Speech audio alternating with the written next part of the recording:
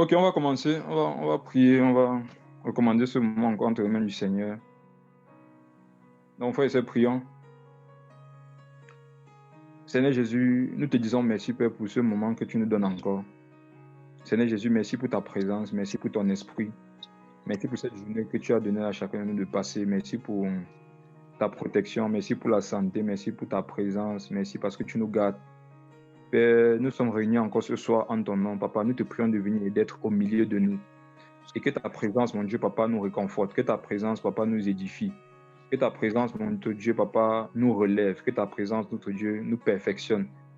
Père, nous voulons encore implorer la grâce qui vient de toi, afin que notre Dieu, ce moment soit conduit par ton esprit. Père, viens faire dans la vie de chacun de nous ce que tu as prévu faire ce soir encore, et que tout ce qui se fera, Papa, soit fait en ton nom. Prends le contrôle, mon Dieu, Papa, du réseau. Prends le contrôle, mon Dieu, Papa, des appareils. Dispose les cœurs de chacun. Sois, Papa, celui-là qui va nous remplir afin que nous parlions de ta part.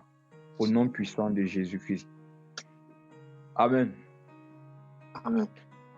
Bonsoir à tous les frères, bonsoir aux frères, bonsoir aux sœurs, bonsoir à tout le monde, bonsoir. C'est encore une grâce et un privilège pour moi vraiment de partager la parole avec vous ce soir. C'est toujours une grande joie. Comme je le dis habituellement, ce sont des moments que nous devons vraiment prendre avec beaucoup de sérieux. Parce que de plus en plus, comme je le dis d'habitude, plus les temps vont passer, plus il sera difficile pour les enfants du Seigneur de se réunir au nom de Jésus. Donc pendant que c'est encore possible, vraiment, profitons-en et ressourçons-nous au maximum, quoi.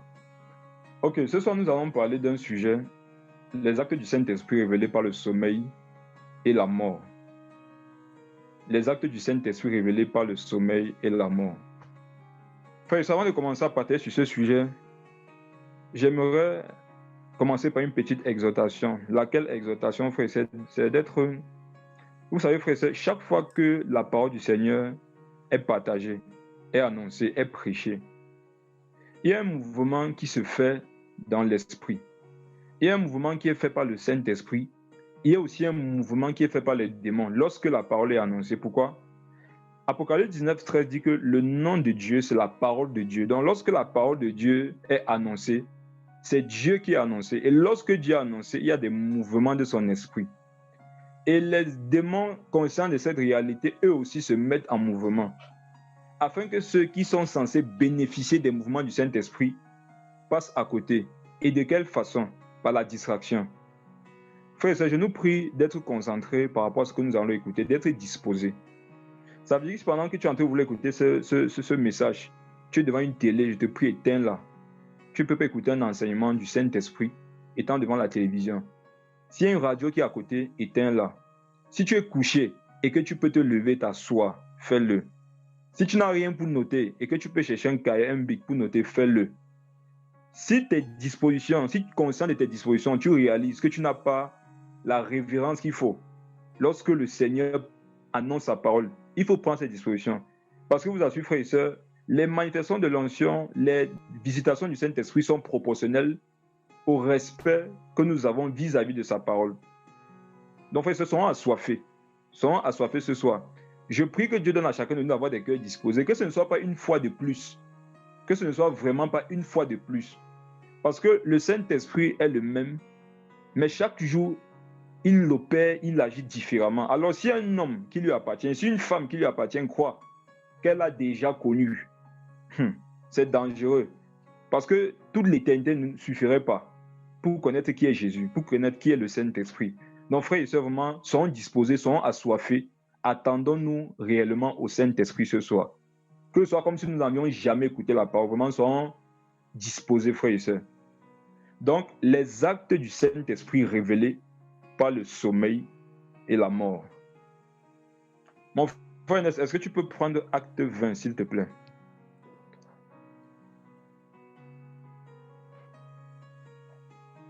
Allô Ernest, est-ce que tu m'entends? Oui, je t'entends. Ok, mon frère, tu vas prendre acte 20, s'il te plaît. Tu lis à partir du verset 6 jusqu'au verset 12. Acte 20, à partir du verset 6 au verset 12. Je lis la parole du Seigneur. Pour nous, après les jours des pains sans levain, nous nous embarquâmes à Philippe Et au bout de 5 jours, nous les rejoignîmes à Troas, où nous passâmes 7 jours. Le premier jour de la semaine, nous étions réunis pour rompre le pain. Paul, qui devait partir le lendemain, s'entretenait avec les disciples, et il prolongea son discours jusqu'à minuit. Il y avait beaucoup de lampes dans la chambre haute où nous étions assemblés. Or, un jeune homme nommé Eutychus, qui était assis sur la fenêtre, s'endormit profondément pendant le long discours de Paul. Entraîné par le sommeil, il tomba du 3e étage en bas et il fut relevé mort. Mais Paul, étant descendu, se pencha sur lui et le prit dans ses bras, en disant, « Ne vous troublez pas, car son âme est en lui. » Quand il fut remonté, il rompit le pain et mangea, et il parla longtemps encore jusqu'au jour. Après quoi il partit. Le jeune homme fut ramené vivant, et ce fut le sujet d'une grande consolation. Amen. Oui. Amen, amen, amen, amen. Merci Seigneur. Frère et sœur, un jour, alors que j'étais en train de partager avec un frère au téléphone, pendant qu'il était en train de parler, il avait fait une comparaison entre sa vie et la vie de Tychus, ou encore Eutychus, selon la prononciation de chacun. Et pendant qu'il parlait, il disait qu'il a taxé Eutychus d'être un homme charnel. Parce que pour lui, Eutychus était vraiment un homme charnel dans la mesure où on prêchait et il dormait, au point d'être tombé et d'être mort. Je me suis dit, waouh, frère, ce que tu viens de dire là, je ne peux pas laisser ça comme ça. Allons dans la parole et méditons là-dessus. Et ce soir, par la grâce du Seigneur, nous avons fait une belle étude biblique sur la vie d'Eutychus. Et frère, c'est sur la même vie de ce Eutychus que je vais me baser pour partager sur ce sujet avec nous. Frère, la Bible nous dit que avant cette scène-là, que nous connaissons tous, et j'espère qu'ici, même si c'est le cas, si ici nous avons souvent cru que Eutychus était un homme charnel, c'est-à-dire qu'il dormait pendant qu'on prêchait, si c'était ça qui révélait le fait qu'il est charnel, la parole va nous répondre ce soir. La Bible nous dit à partir du verset 6 que Paul, avec ses compagnons, ont voyagé pendant 5 jours. Frère, avant d'entrer dans le vif du sujet, je vais donner des prérequis qui font en sorte que nous puissions avoir certaines profondeurs et certaines expériences avec le Saint-Esprit. Parce que parfois, des personnes veulent la guérison, mais ne veulent pas ce qui précède une guérison. Les gens veulent les profondeurs parfois, mais ne veulent pas ce qui précède les profondeurs. Les gens veulent de grandes révélations, veulent vivre de grandes expériences avec le Seigneur, mais négligent les prérequis par rapport à ces expériences-là. Et justement, dans le corps du Christ, ceux qui prennent la peine de commencer dans la genèse des choses sont ceux-là qui sont non seulement stables, mais aussi profonds. De l'important, généralement, avant d'aborder un sujet dans la face visible, de commencer par le lieu invisible. Et déjà dans le lieu invisible de ce qui s'est passé entre Paul et Eutychus ce soir-là, on nous fait comprendre que Paul et ses compagnons ont voyagé pendant 5 jours. Frère, je nous donne un conseil, c'est une parenthèse. Lorsque nous méditons les Écritures, frère, ayons soif, soyons méticuleux, ne négligeons aucun détail qui nous est donné dans la parole. Arrêtons-nous sur tout. C'est quand Jésus prêchait que ses disciples posaient des questions qu'il leur donnait des révélations. Donc lorsque tu écoutes la parole, lorsque tu médites la parole, cherche des questions. Si on dit Paul a voyagé avec ses compagnons pendant 5 jours, tu dois te demander pourquoi ils n'ont pas voyagé pendant 4 jours. Pourquoi ils n'ont pas voyagé pendant 6 jours, mais pourquoi plutôt 5 jours. Et frères et sœurs, Paul a voyagé avec ses compagnons pendant 5 jours. Et on nous dit que lorsqu'il est arrivé à Philippe, il a demeuré là pendant 7 jours. Frère, pourquoi 7 jours? Pourquoi pas un autre nombre? 5 d'abord. On va commencer par les 5 jours de voyage. Frère et sœurs, nous tous, nous savons que le nom de Dieu, c'est un tétragramme YHWH, qui a perdu sa prononciation parce que sur des siècles et des siècles, les Juifs, dans le souci de respecter le 4e commandement, qui est « Tu ne prononceras pas le nom de ton Dieu en vain », ont cessé de prononcer le nom de Dieu au point où l'appellation s'est égarée. Gloire soit rendue à Jésus-Christ qui est venu nous révéler le nom. Ce nom aujourd'hui, c'est Jésus-Christ. Mais dans le tétragramme qui est le nom de Dieu en hébreu, on a une lettre qui vient 2 fois. ce qui est représenté en français par le H, qu'on prononce He. Et on nous dit que Paul a voyagé avec ses compagnons pendant 5 jours. Et le 5, justement, dans la numérisation hébraïque, correspond au He, correspond au H. Et qu'est-ce que ça veut dire, le He? Le He veut dire louange, louange. Ça veut dire encore souffle. Ce sont les deux significations de He qui correspondent aux 5 jours que Paul et ses compagnons ont pris pour voyager. Frère, est-ce qu'on est ensemble? Est-ce que vous m'écoutez bien? Est-ce que vous m'écoutez bien, frère? C'est ceux qui ne sont pas attentifs, vous ne comprendrez rien. Et ceux qui sont attentifs, vous allez voir que pendant qu'ils sont en train de parler, à cause de votre disposition, vous-même vous allez témoigner après. Je dis, Paul et ses compagnons ont voyagé pendant 5 jours. Et dans la nomenclature hébraïque, ça correspond au 5. Et le 5, c'est le He. Et ce He-là intervient 2 fois dans le nom de Dieu en hébreu, le H. Et qu'est-ce que ça veut dire? Ça veut dire louange, ça veut dire souffle. Frères et sœurs, qu'est-ce qu'on comprend par là? On comprend par là que le voyage, selon le Saint-Esprit, se fait par un souffle. Le voyage spirituel avec Dieu se fait par un souffle. Lorsque tu dors, tu continues de respirer. Tu n'es pas conscient, mais il y a le souffle qui est toujours en activité. Lorsque tu dors, tu n'es pas conscient, mais ton souffle est en activité. Et la Bible nous fait aussi comprendre, ou bien la signification de ce He-là nous fait aussi comprendre que ça veut dire louange. Et on nous fait comprendre qu'ils ont voyagé pendant louange. Ils ont pris louange de jour pour voyager.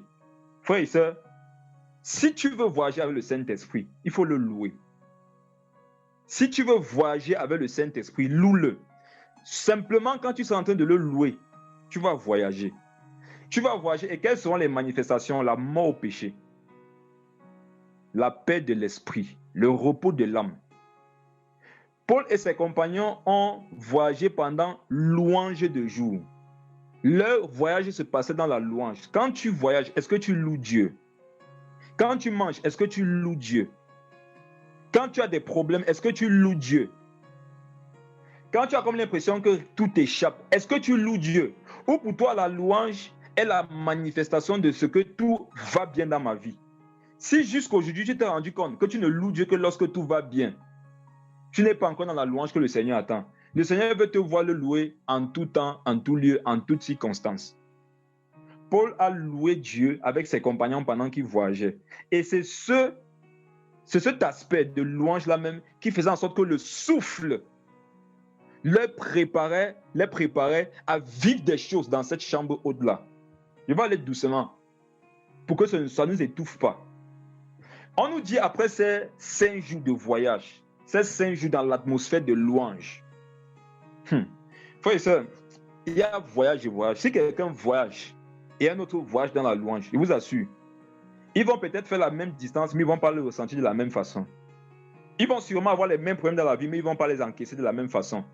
La vie de ceux qui louent Jésus est au-dessus de celle de ceux qui ne la louent pas. On nous dit qu'arrivé, Paul et ses compagnons ont séjourné pendant 7 jours. Pendant 7 jours. Pourquoi 7 jours? Pourquoi Paul et ses compagnons ont séjourné pendant 7 jours? 7 en hébreu, c'est Zaïn. Zaïn. Et que veut dire Zaïn, frères et sœurs? Zaïn veut dire épée. Épée, arme. Voilà les 2 significations des 7 jours pendant lesquels Paul et ses compagnons ont séjourné.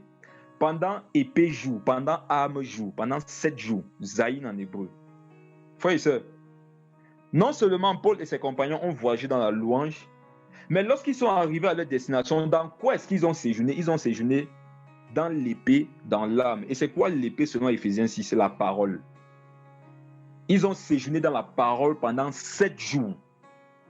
Et cette épée-là, cette parole dans laquelle ils étaient en train de séjourner pendant 7 jours, au fur et à mesure qu'ils demeuraient dans cette parole, devenait une arme.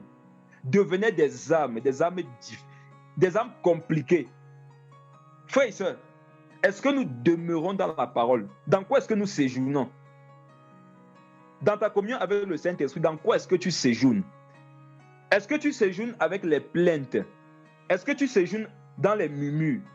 Est-ce que tu séjournes dans la jalousie? Dans quoi est-ce que tu séjournes dans ta communion avec le Saint-Esprit? Est-ce que tu séjournes dans les comparaisons? La Bible nous fait comprendre que Paul et ses compagnons ont séjourné dans la parole, dans l'épée. Et c'était une puissante âme. Frère, je suis en train de vous dire tout ce qui a précédé ce qui s'est passé devant.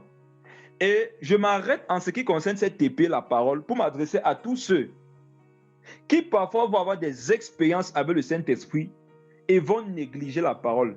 Vous courez à la mort. Je répète ce que j'ai dit.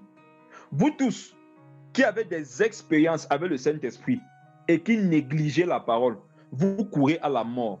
Parce que expérience spirituelle, manifestation spirituelle, sans l'épée pour venir tailler où il faut, sans l'épée pour venir corriger où il faut, frère, c'est la mort qui va entrer.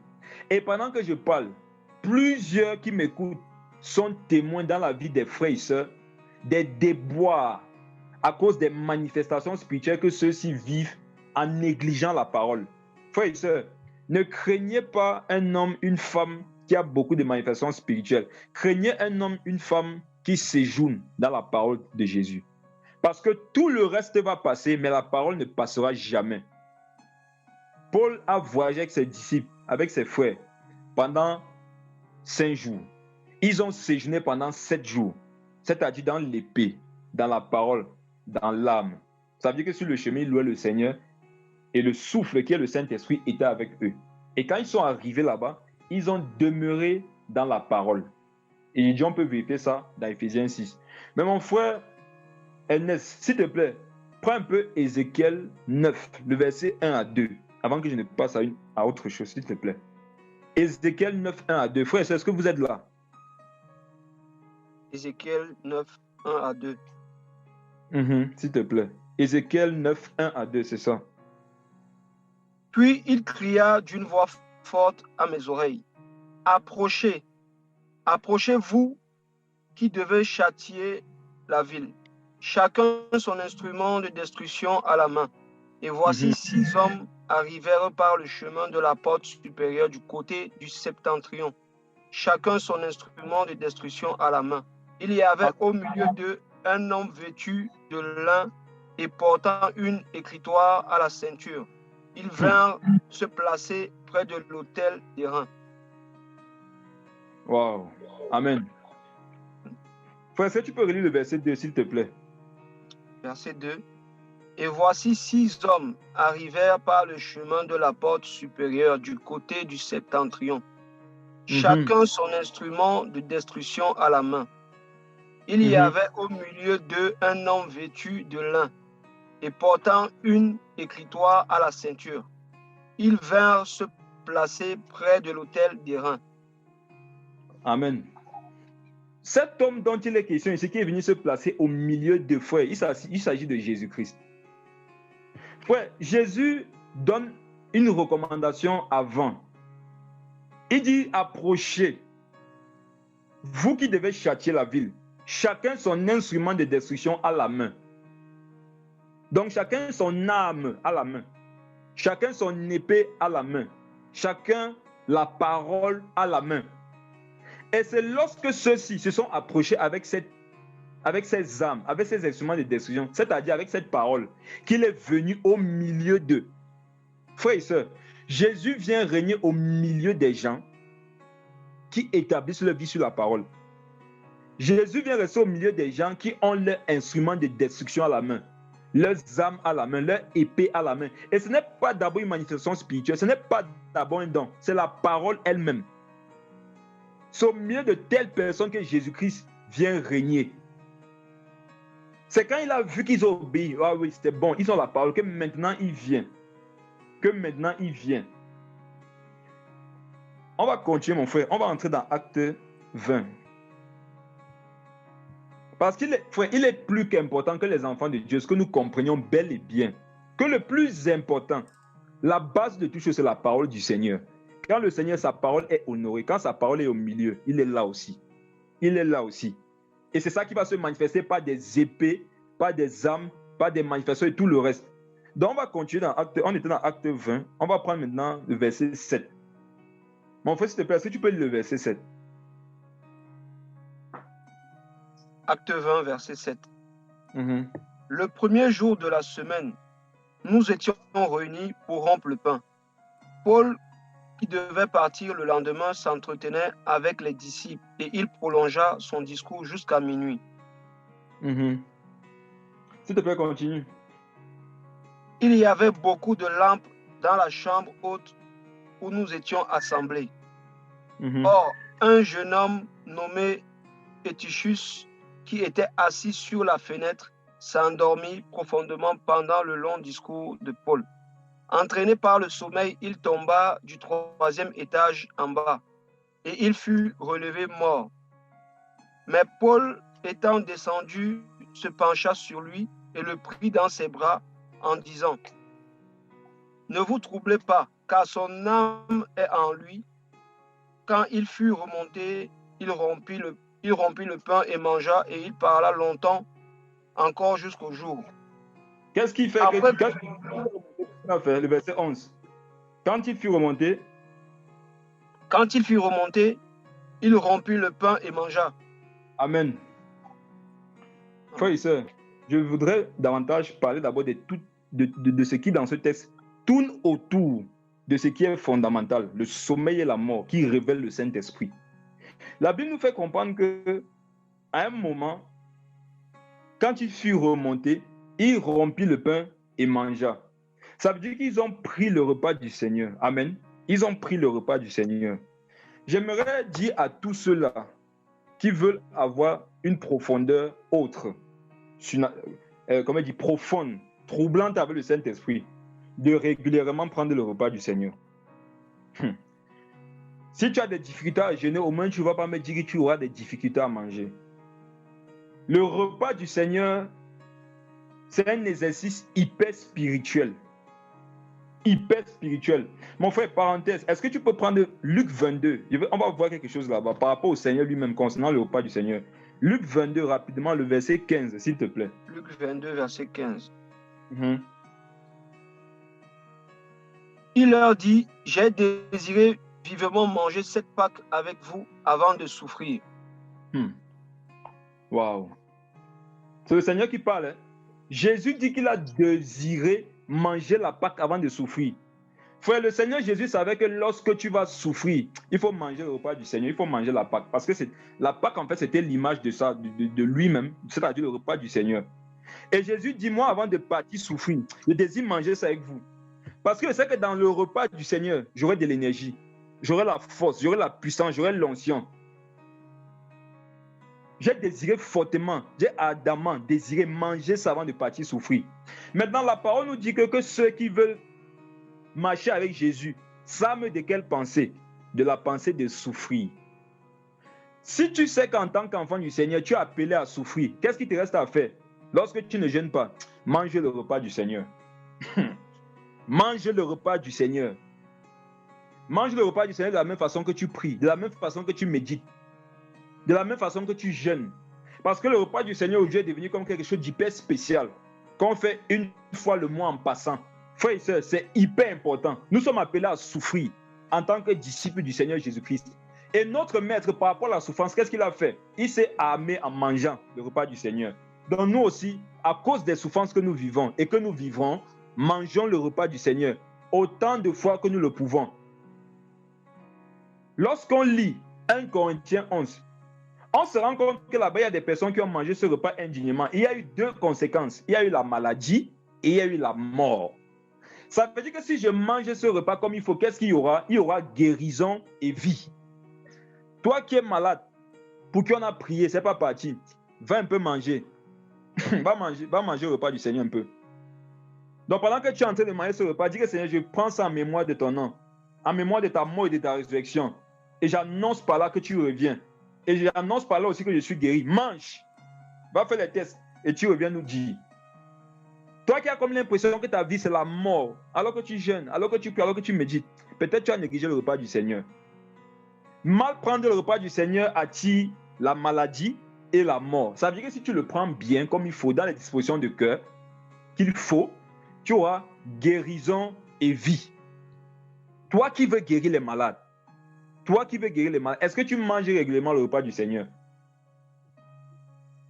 Toi qui veux ressusciter les morts, même toi qui n'y penses même pas, mais qui devra y penser parce que c'est ça notre rôle, est-ce que tu manges le repas du Seigneur?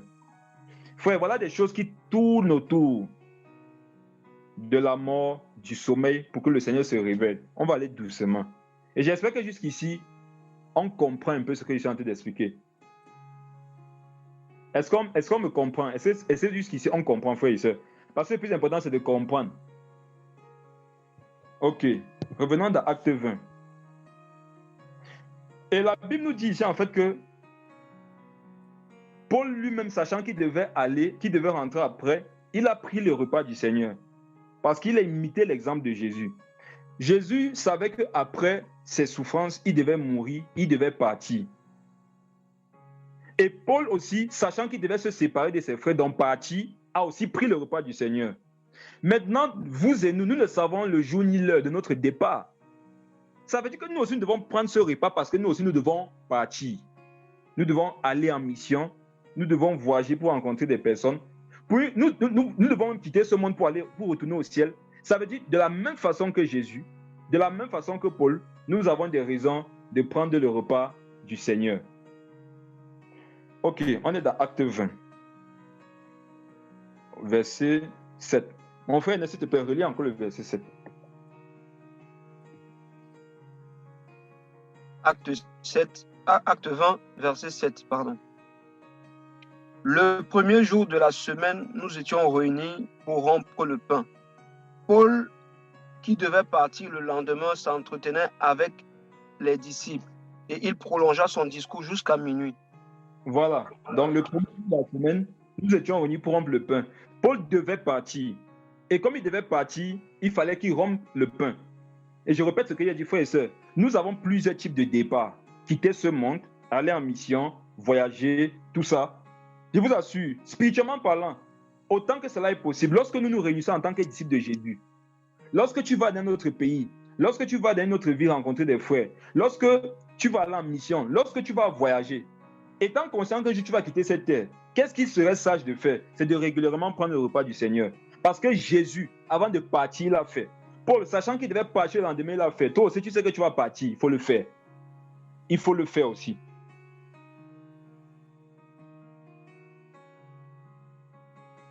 Et on nous dit que Paul a prolongé son attentif, frère et sœur. Que représente minuit? Minuit représente le passage d'un jour à un autre. Minuit représente le moment qui lie deux journées, deux soirées, c'est-à-dire 2 jours. Frère, Paul prolongeait sa prédication jusqu'aux transitions. Et qu'est-ce que ça représente spirituellement? Ça représente spirituellement le fait que je dois demeurer dans la parole jusqu'à ce que j'observe des transitions dans ma vie. Je me suis rendu compte que les malades ne guérissent pas par mes mains. Je dois demeurer dans la parole et continuer de creuser, continuer d'expérimenter jusqu'à ce que je me rende compte que j'ai transité. Tu t'es rendu compte que tu n'es pas régulièrement rempli du Saint-Esprit, demeure dans la parole, fais des fouilles, mène des investigations, jusqu'à ce que tu te rendes compte que tu as transité, jusqu'à minuit. Et frère, on dit qu'à cette heure, à minuit, il y a quelque chose qui s'est passé par après. Mon frère, le verset 8 dit quoi? Verset 8. Il y avait beaucoup de lampes dans la chambre haute où nous étions assemblés. Amen. Oh Jésus, merci. Merci pour ta parole. Frère, je disais au départ que lorsque nous méditons la parole, lorsque nous partageons la parole, quand tu es seul dans ta maison, en train de méditer la parole, vas-y doucement, scrute les moindres détails. La Bible dit au verset 8 qu'il n'y avait pas des lampes, il y en avait beaucoup. Et on dit que ce n'était pas dans une chambre comme ça, c'était dans une chambre qui était haute. Et qu'est-ce qui se passait là-bas? Les disciples étaient assemblés. Il y a plusieurs personnes qui m'écoutent. Et à cause de ce que vous vivez dans les assemblées, pendant que vous entendez m'écouter, c'est majoritairement des femmes. Dieu me dit que c'est majoritairement des femmes. Vous vivez dans des assemblées des frustrations, vous vivez des déceptions, vous vivez des blessures, vous vivez des incompréhensions, vous vivez des solitudes, des regrets, qui font en sorte qu'à un moment, vous vous dites, le mieux est que je continue seul. Le mieux est que je me retire. Le mieux vraiment est que j'aille voir ailleurs. Non, change la version. Ça, tu le disais en 8 secondes. Dis en King James, et parce que King James dit, il est mieux que j'aille mourir. Il est mieux que je m'égare. Il est mieux que je me pende. Parce que spirituellement parlant, c'est ce que tu es en train de dire. Une assemblée parfaite n'est pas de ce monde. Jésus-Christ nous a perfectionné, certes. Mais tant que nous serons dans cette chair, nous aurons toujours des choses à perfectionner. Et ce jour, malgré que ces disciples étaient dans une chambre haute, ils étaient quand même assemblés. Si Jésus s'est assemblé, si les apôtres se sont assemblés, si les apôtres, si les prophètes et les prophètes sur qui est fondée l'Église, qui sont le fondement de l'Église, si eux, ils se sont rassemblés, qui es-tu pour ne pas te rassembler? N'as-tu pas vu Paul un jour discuter de vivre boire avec Barnabas? N'as-tu pas vu un jour Paul parler, réprimander Pierre? N'as-tu pas parfois vu les disciples, les apôtres s'indigner d'autres parce qu'ils voulaient avoir une place supérieure à la leur dans les cieux? Mais toi, sur la terre, tu cherches des personnes parfaites avec qui tu vas communier, des personnes qui ne vont jamais t'offenser, qui ne vont jamais te frustrer, qui ne vont jamais mal te comprendre. Et à cause de ça, tu veux te retirer. Tu te retires c'est pour aller à la mort. Je te le dis. Vous qui m'écoutez et qui avez cette pensée, ce sont des pensées de mort. Ce sont des pensées qui ne viennent pas du ciel, ça vient tout droit de l'enfer. Parce que les assemblées, c'est ce qu'on appelle l'Église et c'est le corps du Christ. Donc chaque fois que tu dis que tu vas te séparer, tu es en train de partir hors du Christ, hors du corps, et c'est pour mourir. Et quelqu'un va dire non, je me sépare de pour aller avec d'autres frères et sœurs, mais ceux-là avec qui tu pars, ce n'est pas toujours le même corps du Christ. Tu crois que si tu n'as pas été à l'aise au niveau de la main, c'est au niveau du bras que tu seras à l'aise, au niveau de la cuisse que tu seras à l'aise. Le bras et la cuisse ne sont-ils pas du même corps? Ça révèle simplement l'orgueil dans lequel tu vis. Ça révèle simplement l'orgueil dans lequel tu vis. Le refus de supporter les uns les autres. Le refus de t'humilier. Le refus de comprendre que de la même façon que tu es imparfait, tes frères peuvent être imparfaits. Et de les aider par rapport à ça. Le Seigneur nous a mis ensemble pour que l'Église soit plus forte. En ceci que où tu es fort, tu soutiens ton frère qui est faible. Mais aujourd'hui, les lieux où certains sont forts, c'est devenu des sujets de diffamation pour ceux qui sont faibles dans ce cas-là, dans ce domaine où ils sont. On dit qu'il y avait beaucoup de lampes. Et ces lampes, c'est qui? C'était les saints. Homme de Dieu, est-ce que tu peux prendre Jean 9? Jean 9. Jean 9, s'il te plaît, le verset 5. Jean 9, verset 5. Mm-hmm. Pendant que je suis dans le monde, je suis la lumière du monde. Amen. Frère et sœurs, écoutez-moi et croyez en ce que je vais dire maintenant, parce que c'est la vérité. Je vous en prie, frère et sœurs. Croyez-moi, ce que je vais vous dire maintenant, c'est la vérité. Et c'est imputé à tous ceux qui sont convertis. C'est imputé à tous ceux qui ont reçu le Saint-Esprit, donc qui appartiennent au Saint-Esprit, donc qui appartiennent au Seigneur, qui sont sauvés.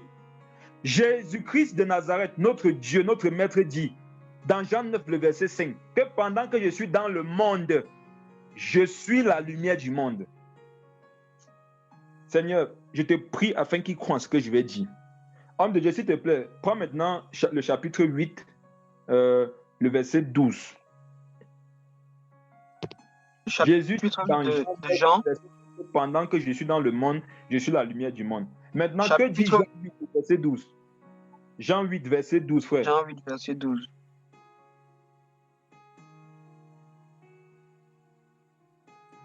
Jésus leur parla de nouveau et dit, « Je suis la lumière du monde. Celui qui me suit ne marchera pas dans les ténèbres, mais il aura la lumière de la vie. » Ok, s'il te plaît, un dernier verset par rapport à ça, Matthieu 5, 14.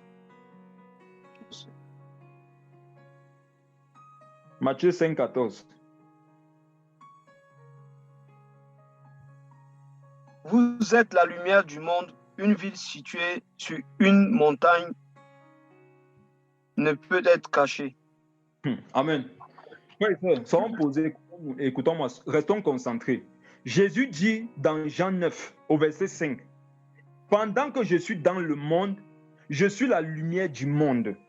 Est-ce à dire que lorsqu'il va quitter le monde, il ne sera plus la lumière du monde? C'est une question que je pose. Pendant que je suis dans le monde, je suis la lumière du monde.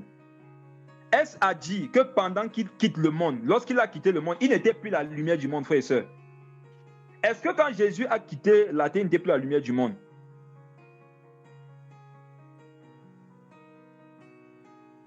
Ok. Le chapitre 8, le verset 12 nous dit, Jésus leur parla de nouveau et dit, je suis la lumière du monde. Écoutons la précision cette fois-ci. Celui qui me suit ne marchera pas dans les ténèbres, mais il aura la lumière de la vie. Donc celui qui marche dans la lumière, celui qui est converti, qui a le Saint-Esprit, il a la lumière de Jésus-Christ en lui. Et maintenant, Jésus nous dit dans Matthieu 5 au verset 14 que vous êtes la lumière du monde. Cette lumière que Jésus a dit qu'il est, dans Jean 9 au verset 5, il nous dit que c'est nous qui sommes désormais cette lumière dans Matthieu 5, 14 parce qu'il part. Oh Jésus. Et c'est cette lumière qui dit être en nous. Donc Jésus-Christ est toujours la lumière du monde. Mais de quelle manière? Par nous, ses disciples. Parce qu'il n'est plus là pour briller, nous brillons à sa place. Jésus dit que je suis la lumière. Vous êtes la lumière du monde. C'est maintenant. Moi, je suis en train de partir. Et vous qui marchez avec moi, vous ne pouvez pas être dans les ténèbres. La lumière de la vie en vous. Et vous êtes la lumière du monde. Une ville située sur la montagne ne peut être cachée. Quel est le message caché derrière cela? C'est que tous ceux qui sont convertis sont... Il dit, si tu m'écoutes et tu sais que tu es un enfant de Dieu, tu es la lumière du monde. C'est toi qui brilles à la place de Jésus-Christ de Nazareth. La lampe corporelle que Jésus était n'est plus. Il s'est en allé. Il a laissé beaucoup de lampes. C'est pour ça que Acte 20 parle de beaucoup de lampes. Il y a eu deux types de lampes dans le siècle. Il y a eu la lampe par excellence. La lampe par excellence qui s'appelait Jésus-Christ. Et cette lampe physique a été ôtée. Mais le feu qui était dans cette lampe-là n'est pas parti au ciel. Elle est restée sur la terre. Et il a communiqué ce feu à beaucoup de lampes. Et si tu m'écoutes et que tu es converti, il t'a communiqué ce feu. C'est la raison pour laquelle aujourd'hui, tu es la lumière du monde. Donc toi qui te plains de quelqu'un qui est converti, tu te plains de la lumière du monde. Toi qui te plains de quelqu'un qui est converti, tu te plains du Saint-Esprit. Parce que la Bible nous dit, ne vous plaignez pas les uns les autres, les uns des autres, mais édifiez-vous, supportez-vous. Et les disciples l'avaient compris. C'est pour ça que dans Acte 20, ils étaient réunis, ils étaient ensemble. Frères et sœurs, revenons dans Acte 20, s'il vous plaît. Le verset 8 dit, il y avait beaucoup de lampes dans la chambre haute où nous étions assemblés. Et j'ai dit que ces lampes-là, c'était les enfants de Dieu qui étaient dans cette chambre. Et cette chambre-là était haute. C'est une chambre haute. Une chambre haute. Mon frère, s'il te plaît, lis un peu Jude, s'il te plaît, Jude. Allons un peu dans Jude. Oh Jésus. Allons un peu dans Jude, homme de Dieu. Ok. Jude, le verset 21. Je ne dis pas Jude 1 parce que ça a un seul chapitre. Donc, ou Jude 1, le verset 21. Jude, verset 21. Mm-hmm. Maintenez-vous dans l'amour de Dieu en attendant la miséricorde de notre Seigneur Jésus-Christ pour la vie éternelle. Amen. La Bible dit maintenez-vous. Vous là, c'est qui? Ce sont les lampes. Vous les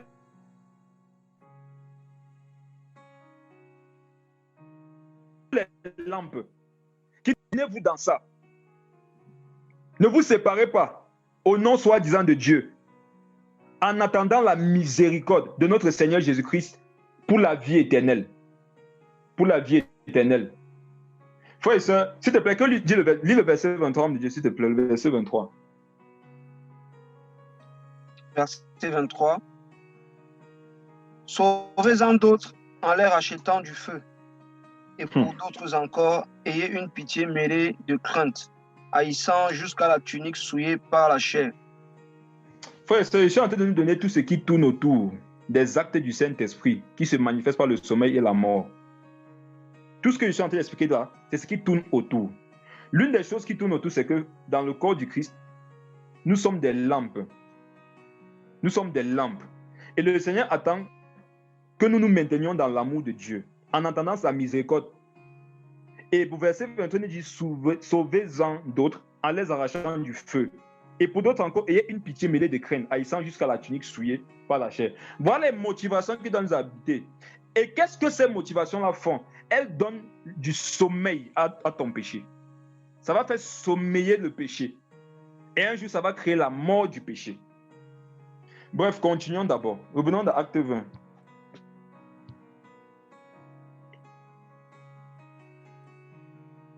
Acte 20. On était au verset 8. Donc, il y avait beaucoup de lampes dans la chambre haute. Frères et sœurs, précision une fois de plus. Cette chambre était une chambre haute. Vous qui êtes en assemblée, la Bible nous précise ici que nous devons être dans des chambres hautes. Nous qui nous réunissons, nous devons être dans des chambres hautes. Et c'est quoi les chambres hautes? Les chambres hautes, c'est l'image de Pierre qui est montée sur la dalle de sa maison pour prier. Il était dans sa maison en bas, au rez-de-chaussée. Il a eu faim. Mais pour prier, qu'est-ce qu'il a fait? Il est monté. Frères et sœurs, montons dans la prière. Montons dans la prière, frères et sœurs. Et comme nous allons vivre des extases qui vont nous donner des manifestations et des révélations. C'est quoi la chambre haute? La chambre haute, c'est le lieu où Daniel a prié en direction de Jérusalem. C'est le lieu où Daniel s'est retiré seul pour prier. Et il a reçu la délivrance des lions par après. C'est quoi la chambre haute? La chambre haute, c'est l'image de la montagne où Jésus est monté pour prier. Où Jésus est monté pour prier. Et après être descendu, il a choisi 12 apôtres qui ont changé le monde. C'est le lieu où Jésus allait prier. Et lorsqu'il descendait, il opérait des miracles. Il sauvait des vies. C'est quoi la chambre haute? C'est l'image de ce haut lieu d'où Paul a été sauvé. D'où Paul a été sauvé. Frères et sœurs, allons désormais dans le vif du sujet même. Homme de Dieu, s'il te plaît, le verset 9. Tu lis doucement, s'il te plaît. Verset 9. Or, un jeune homme nommé Eutychus, qui était assis sur la fenêtre, s'endormit profondément pendant le long discours de Paul.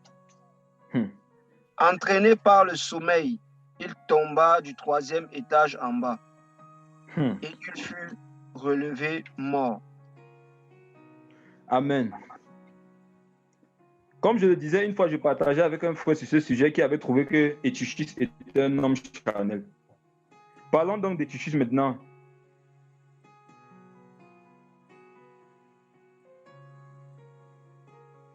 Et voyons les révélations qui sont cachées par rapport. Est-ce qu'on m'entend? Jusqu'ici, est-ce qu'on m'entend bien? Nous sommes au verset 9. Est-ce qu'on m'entend bien? Le réseau, c'est bon? Ok, gloire au Seigneur. Or, un jeune homme nommé Eutychus, homme de Dieu, est-ce que c'est la Strong que tu utilises? Ernest, est-ce que c'est la Strong que tu utilises? Tu vas m'aider. Oui, c'est la Strong. S'il te plaît, est-ce que tu peux taper sur le verset 9? Ok. Ok. Qu'est-ce qu'on dit d'Eutychus? Ou Eutychus, selon la prononciation de chacun. Heureux, fortuné. Ok. On nous dit que Eutychus veut dire heureux, fortuné. Heureux, fortuné. Donc Eutychus est un homme heureux. Eutychus est un homme qui était fortuné. Frères et sœurs, pourquoi cet homme est un homme hyper spirituel? Pourquoi Eutychus est un homme spirituel? La Bible nous fait comprendre que Paul a prolongé son discours jusqu'à minuit. Ça veut dire qu'il n'était pas dans les habitudes de Paul de prolonger forcément son discours, mais ce jour-là, il a prolongé son discours jusqu'à minuit. Et on nous dit que Eutychus était assis à la fenêtre. Il était assis à la fenêtre. Frères et sœurs, on nous fait comprendre qu'il est tombé du 3e étage. Du 3e étage. Il va aller doucement pour qu'on puisse comprendre. Je dis, Paul a prolongé son discours et Eutychus était assis à la fenêtre. Il était assis à la fenêtre. Lorsqu'on voit le parcours de Paul en tant que missionnaire, on se rend compte qu'un jour, Paul a été sauvé. Parce qu'on l'a fait passé par une fenêtre et on l'a fait descendre dans un panier. Est-ce qu'on se souvient de cette histoire, de cet événement biblique? Est-ce qu'on se souvient de ça? Qu'une fois, Paul, il a eu la vie. Il a gardé la vie parce qu'on l'a fait passer par une fenêtre. Et nous savons que la vie, celui qui sauve, c'est Jésus-Christ de Nazareth. Donc cette fenêtre par laquelle Paul était en train de passer pour sauver sa vie, c'était Jésus. C'était Jésus. Et on nous fait comprendre que Eutychus était assis à la fenêtre. Et pendant que l'apôtre Paul prolongeait son discours, il demeurait dans cette fenêtre, il ne voulait pas laisser la parole. Frères et sœurs, Eutychus était assis sur Jésus. On va comprendre pourquoi par la suite. Je répète que Paul, pour recevoir la vie, pour garder la vie, fut transféré par une fenêtre. Il fut sauvé. Et celui qui sauve, c'est Jésus. Dans cette fenêtre-là, c'était Jésus. On a fait passer Paul par Jésus. Les fenêtres nous révèlent Jésus, frères et sœurs. Et Eutychus était assis à cette fenêtre. Pourquoi il était spirituel? Parce que pendant que Paul était en train de prolonger son discours, un moment, Eutychus était fatigué. Fatigué. Mais il avait l'attitude de l'un des plus puissants prophètes de l'ancienne alliance, Samuel. Parenthèse, Ernest, est-ce que tu peux rapidement lire 1 Samuel 3, le verset 19, avant de revenir ici dans Acte 20?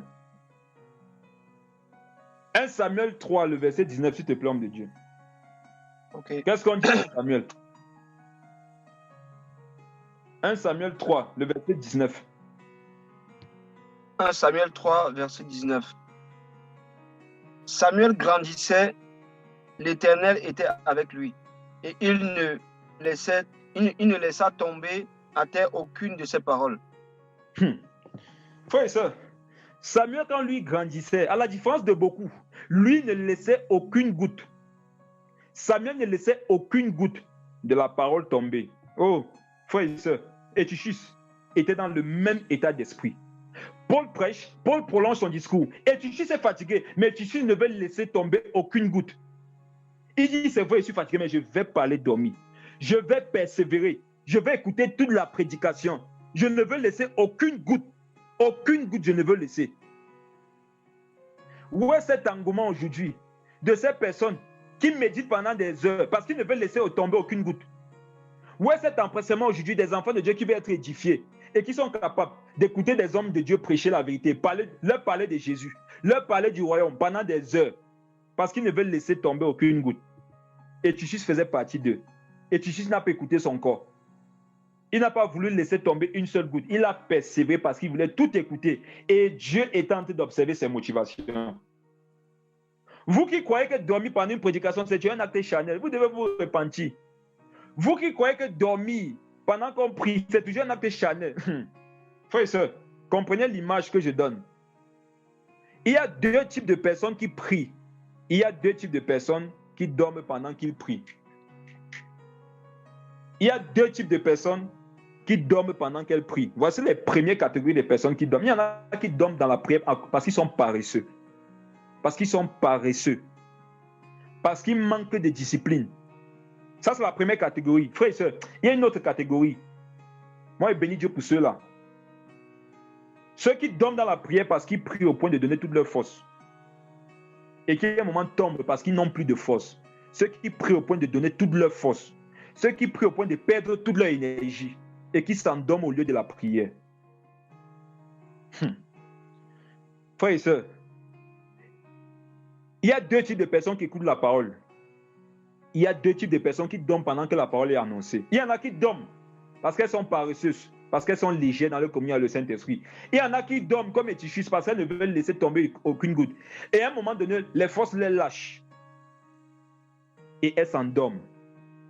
Et ce sont ceux-là, ceux de la deuxième catégorie, qui prient au point d'avoir tout donné et qui dorment dans la prière. Ce sont ceux qui méditent, qui écoutent la parole, au point de dormir parce qu'ils ont tout donné. Ce sont ceux-là, généralement, que Dieu va visiter dans les songes. Ce sont ceux-là, généralement, que le Seigneur va visiter pendant qu'ils ont des courts instants de sommeil.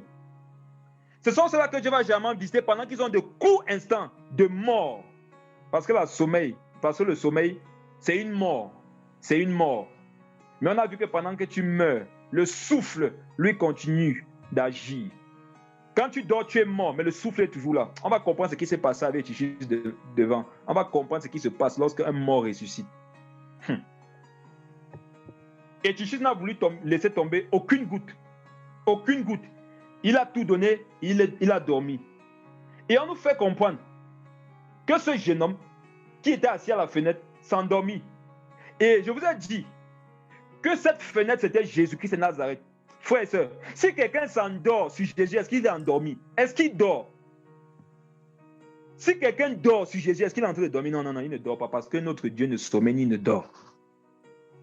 C'est la raison pour laquelle vous, parfois, vous croyez que vous dormez, mais vous avez comme l'impression que vous êtes des sorciers. Pendant que vous dormez, vous vivez des choses avec le Saint-Esprit.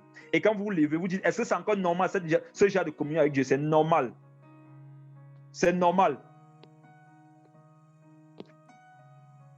C'est normal de dormir un moment sur la fenêtre. À un moment, tu peux être dans la présence du Saint-Esprit. Et la présence du Saint-Esprit ne te pousse pas à être éveillé, mais elle te donne un sommeil. Le Seigneur te communique le sommeil. Ne croyons pas toujours que quand nous voyons les gens dormir pendant la prédication, dormir pendant la prière, c'est toujours les œuvres des démons. Non, parfois c'est l'œuvre du Saint-Esprit. Parce qu'il veut te parler. Un puissant homme de Dieu appelle ça tardement. Ah, Jésus. Frère, et tu s'est endormi sur Jésus. Donc il ne dormait pas. Bien qu'il dormait, il était éveillé. Et on dit que profondément pendant le long discours de Paul, entraîné par le sommeil, qu'est-ce qui s'est passé? Il est tombé. Précision. Il est tombé de quel étage, frères et sœurs?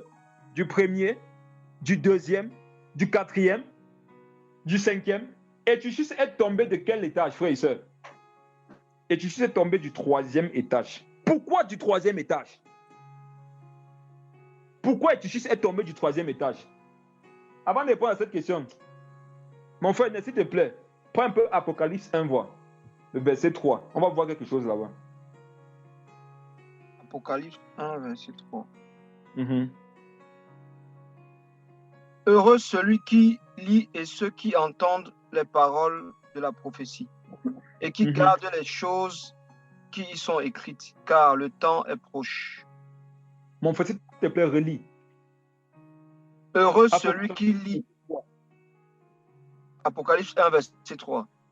Heureux celui qui lit et ceux qui entendent les paroles de la prophétie et qui gardent les choses qui y sont écrites, car le temps est proche. Amen. Frère et sœur, Jésus dit que heureux celui qui lit et qui entend les paroles de la prophétie. Heureux sont vous. Heureux vous qui méditez. Heureux vous qui écoutez la parole du Seigneur parce que vous méditez les prophéties. Parce que vous êtes en train d'entendre des prophéties. Et la Bible dit que vous, là, vous êtes heureux. Pourquoi? Parce que le temps est proche. Donc, le temps ne va pas surprendre qui? Le temps ne va pas surprendre ceux qui ont une vie de méditation. Le temps ne va pas surprendre qui? Le temps ne va jamais surprendre ceux qui écoutent la parole.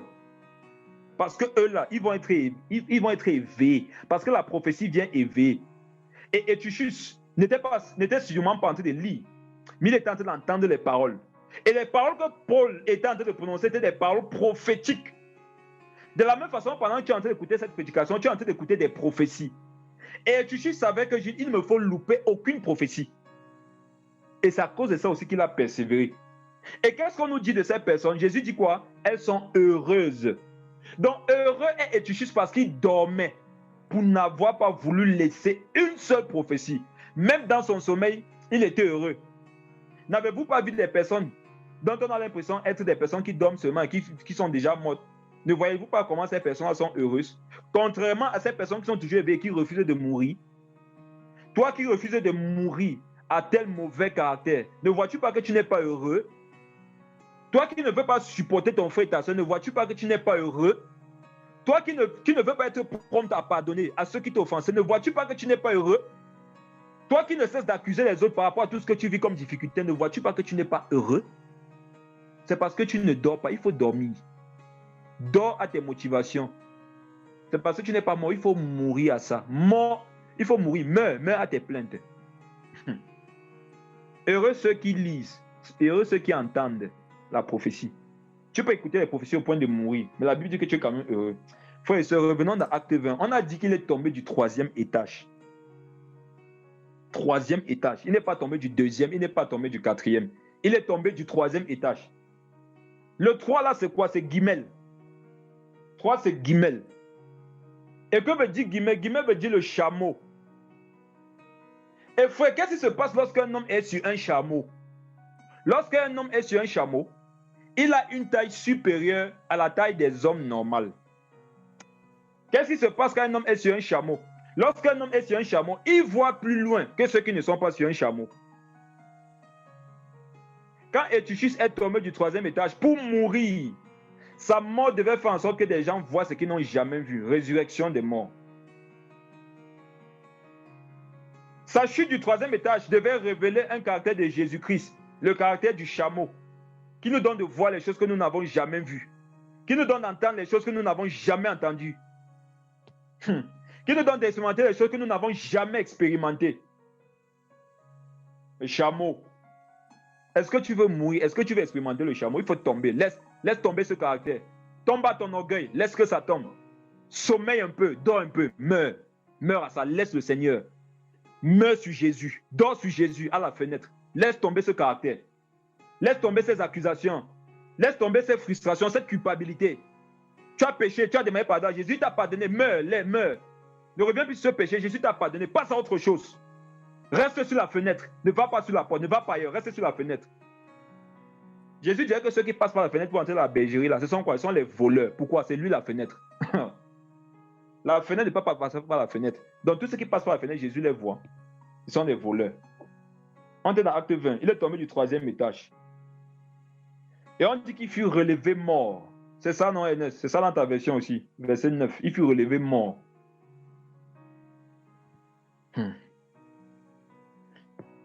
Oh Jésus. Ernest, est-ce que tu es là, mon frère? Je suis là, mon frère. Désolé, j'avais coupé le micro. Apocalypse 9, le verset 10 nous dit que l'esprit de prophétie, c'est le témoignage de Jésus-Christ. Donc, Eutychus, en persévérant dans les Écritures, pour écouter les prédications, pour écouter les prophéties, il est en train de témoigner de Jésus. Il est en train de témoigner qu'il aime Jésus, qu'il appartient à Jésus et qu'il ne veut pas l'abandonner, qu'il ne veut pas le lâcher, qu'il ne veut pas passer à côté. On dit qu'il fut relevé mort. Et avant de passer au verset 10 pour expliquer quelque chose, j'aimerais revenir un peu par rapport au repas du Seigneur. Au repas du Seigneur. Frère, j'aimerais nous faire un témoignage. Récemment, ici au Cameroun,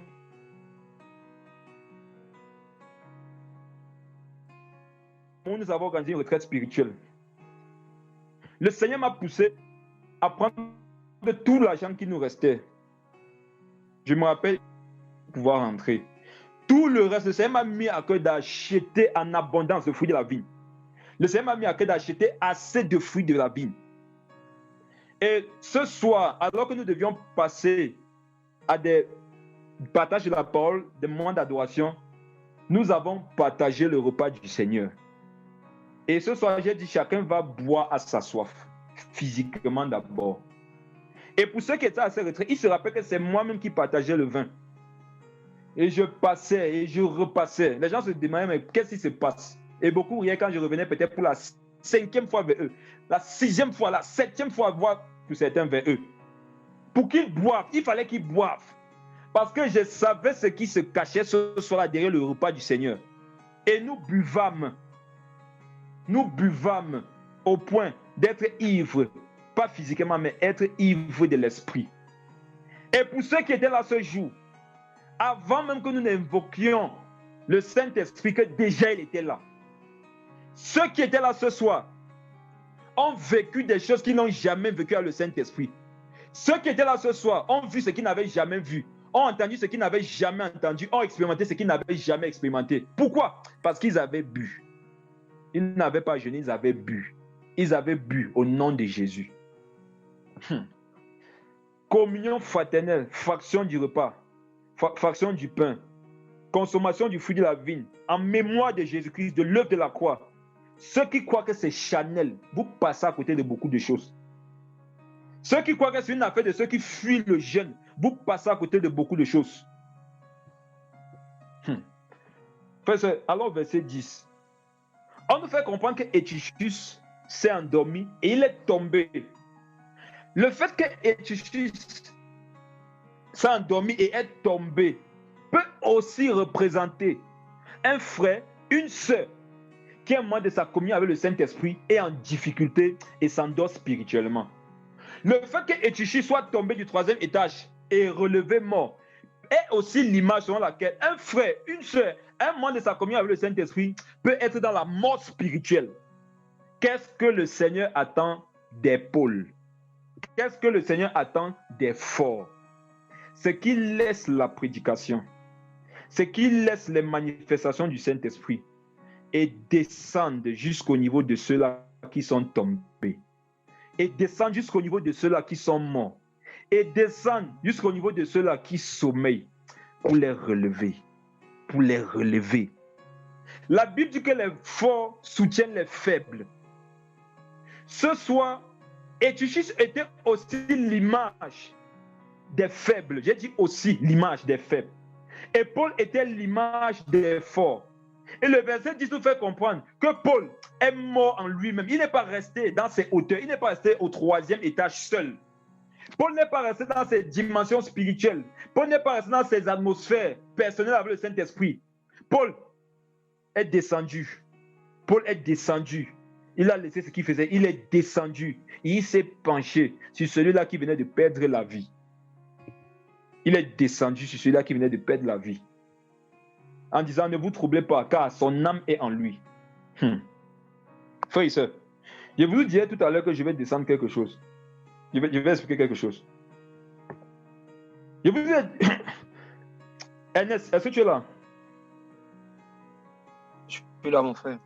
Oui, regarde, le verset 9, les derniers mots disent quoi? Il fut relevé comment? Mort. Mais que dit le verset 10? À la fin, la fin du verset 10 dit quoi? La fin du verset 10, car son âme est en lui. Pourquoi Paul embrouille les gens, frères et sœurs? Pourquoi Paul nous embrouille, frère? On dit au verset 9 que Eutychie est mort. Paul vient dire que son âme est en lui. Qu'est-ce que ça veut dire à la fin? Ça veut dire quoi? Je vous dis, vous qui m'écoutez ce soir, vous êtes des morts vivants, hein? Vous ne comprenez pas seulement. Dans le monde, quand on disait à quelqu'un, regarde-moi un mort vivant, ça l'énervait. C'était des compliments qu'on nous faisait. Vous allez comprendre ça ce soir. Nous sommes des morts vivants, frères et sœurs. Et Eutychie est tombé. On dit qu'il fut relevé mort. Et Eutychie est relevé mort. Et le verset 10 dit que son âme est en lui. Qu'est-ce qui se passe? Ne vous troublez pas, car son âme est en lui. Qu'est-ce qui s'est passé pendant que Eutychie était couché, frère et sœur? On a vu que le Seigneur voulait révéler quelque chose à son peuple. Le Seigneur voulait donner d'expérimenter quelque chose. Il est passé par un homme qui avait soif de lui. Il est passé par un homme qui ne voulait laisser tomber aucune goutte. Il a pris comme holocauste ce jour-là. Il a pris comme manifestation de sa gloire. De la même façon que Jésus un jour a pris un homme et a permis qu'il soit aveugle depuis sa naissance, afin que sa gloire soit manifestée. Et ce jour, Jésus s'est choisi un homme qui s'appelait Eutychie, qui s'appelle Heureux, qui était fortuné, pour manifester sa gloire, pour manifester la résurrection. Et qu'est-ce qu'il faut comprendre dans la résurrection des morts? Frère et sœur, moi je crois que si Jésus commence à nous révéler des mystères comme ça, c'est parce que bientôt on va ressusciter les morts physiques. Et Eutychie était mort. Et Paul a dit son âme est en lui. Qu'est-ce qui s'est passé, frère et sœur? Je vous disais que le sommeil, c'est une manifestation de la mort. Et frère et sœur, avant que Eutychie ne tombe, il était assis à la fenêtre qui est Jésus. Eutychie était assis sur Jésus. Et la Bible nous dit que tous ceux qui sont en Christ vivront, même quand ils mourront. Donc, ceux qui sont en Christ sont des morts vivants. Pourquoi? Parce qu'il y a des moments où ils sont morts, il y a des moments où ils sont vivants. Tu crois que quand quelqu'un t'insulte et que tu ne répliques pas, tu es vivant? Non, tu n'es pas vivant, tu es mort. Tu es mort. tu crois que quand tu es au travail, tu es intègre au travail là. C'est parce que tu es vivant? Non, tu es mort. Tu es mort. Tu es morte. Tu vis des difficultés avec ton mari dans le foyer, mais il y a des hommes dehors qui sont attentionnés, qui sont gentils. Tu crois que tu ne trompes pas ton mari, c'est parce que tu es trop fidèle? Non, non, c'est parce que tu es une femme qui est morte. Tu es morte, ma soeur. Tu es morte, ma soeur. Tu es morte. Et quand tu es morte, qu'est-ce qui est mort? C'est ton corps. C'est le corps qui est mort. Quand Eutychie est tombé du 3e étage, qu'est-ce qui est mort? Le corps d'Eutychie. Mais son âme continuait de vivre. Tous ceux qui sont en Christ, votre chair, elle est morte, mais vos âmes continuent de vivre. C'est la raison pour laquelle lorsque quelqu'un de son vivant a marché avec Jésus, s'il meurt, alléluia, il est possible qu'il se relève encore. Oh, voilà les mystères sur la résurrection. Quand quelqu'un a connu Jésus-Christ de son vivant, il a expérimenté la mort à la chair et la vie de l'âme, la vie de l'esprit.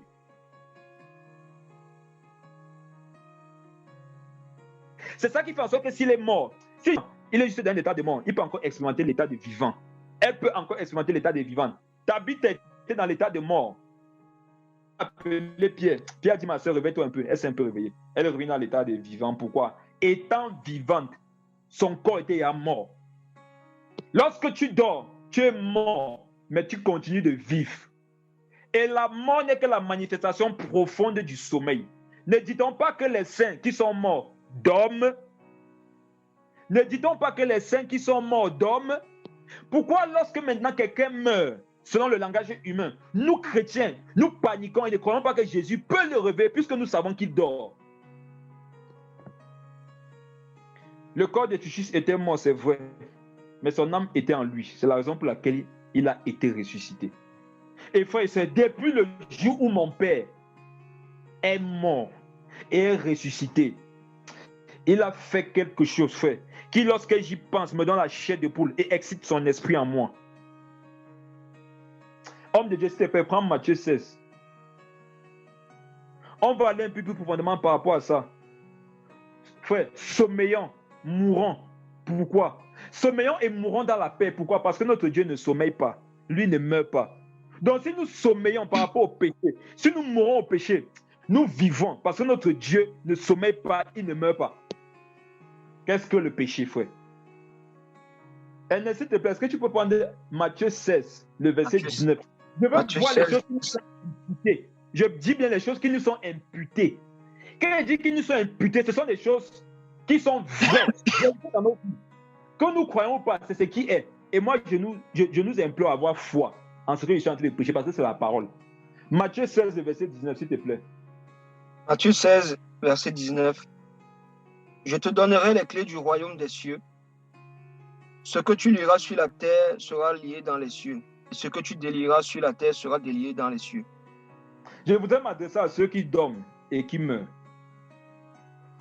Matthieu 7, le verset 19 nous dit clairement. Jésus parle à Pierre. Il lui dit, je te donnerai. Il n'a pas dit, je te donne. Jésus n'a pas dit, je te donne parce qu'il n'avait pas encore ses clés. Je vais m'expliquer. Jésus lui dit, je te donnerai les clés du royaume des cieux. Ce que tu liras sur la terre sera lié dans les cieux, et ce que tu délieras sur la terre sera lié dans les cieux. Il y avait une clé. Vous savez, Jésus a toujours les clés. Il faudrait bien comprendre ce qu'il dit. Jésus a toujours les clés du royaume, oui. Mais pour comprendre cette vérité, je vais vous dire que cette fois-ci, cette clé que Jésus devait donner à Pierre, il ne l'avait pas encore sa possession, celui-là. Il devait aller chercher ça quelque part pour donner à Pierre. C'est la raison pour laquelle il a dit, je te donnerai, je vais te la donner. Je ne l'ai pas encore ici, mais je vais la chercher, je vais te la donner. Je vais te la donner, Pierre. Nous savons tous qu'avant que Jésus-Christ, frères et sœurs, soyons attentifs. Ne serons pas distraits.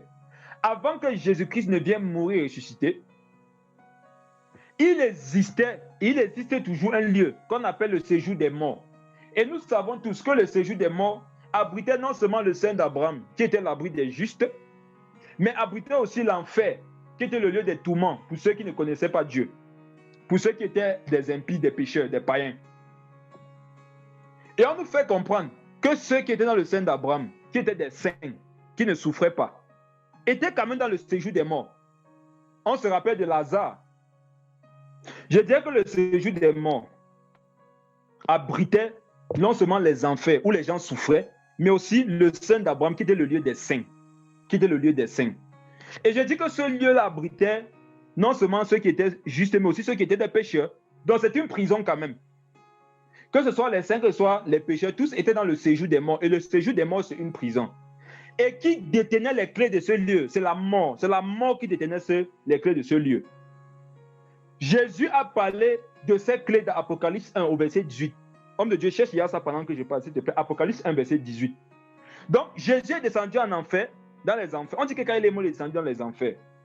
Première raison, c'était pour rappeler aux pécheurs leur condamnation. Deuxième chose, c'était pour libérer ces captifs-là. Et la troisième chose, c'était pour prendre la clé là, justement. Cette clé, il fallait qu'il la prenne. Apocalypse 1, verset 18 dit quoi, mon frère? Apocalypse 1, verset 18. Oui. et le vivant. J'étais mort et voici je suis vivant au siècle des siècles. Je tiens les clés de la mort et du séjour des morts. J'étais quoi? Je tiens les clés. J'étais mort et voici je suis vivant au siècle des siècles. Je tiens les clés de la mort et du séjour des morts. Jésus dit, j'étais mort et voici je suis vivant au siècle des siècles. Et quelle est la conséquence? Quelle est la conséquence du fait que j'étais mort et maintenant que je vis? C'est que je tiens les clés de la mort du séjour des morts. Donc pour que Jésus tienne les clés, il fallait qu'il meure et qu'il ressuscite. C'est pour ça qu'il a dit à Pierre, Pierre, je vais te donner les clés. Jésus savait ce qu'il allait faire. Toi à qui Jésus souvent demande de partir faire une œuvre, pourquoi tu n'as pas confiance? Jésus sait ce qu'il va faire. Quand Jésus te demande de prêcher l'évangile, pourquoi tu as peur? Pourquoi tu doutes? Pourquoi tu es impressionné par le charisme des païens? Pourquoi tu raisonnes? Jésus sait ce qu'il va faire. Vas-y.